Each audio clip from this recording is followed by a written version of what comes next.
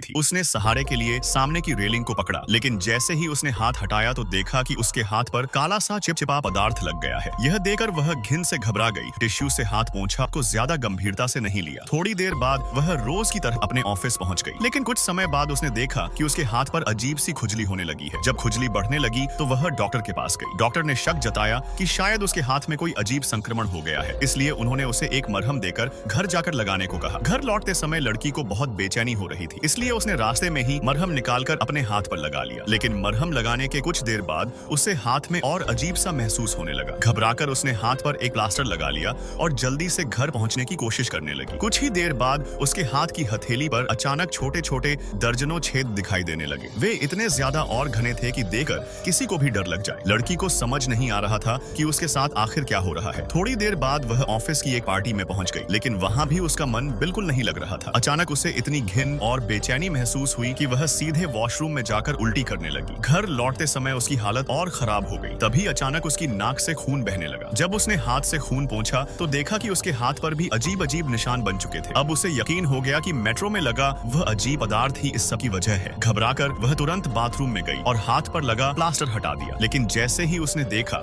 उसकी गर्दन तक फैल चुके थे। डरी हुई लड़की ने जल्दी से मरहम लगाने की कोशिश की। तभी अचानक बगल से किसी का हाथ आया और वह मरहम छीन लिया। लड़की डर के मारे कांपने लगी। तभी अचानक उसकी हथेली सूजने लगी और उसका शरीर अजीब तरह से बदलने लगा। कुछ ही पलों में उसके पूरे शरीर में वही भयानक बदलाव फैल गया। सिर्फ 1 मिनट के अंदर ही वह लड़की पूरी तरह से एक डरावने जीव में बदल गई।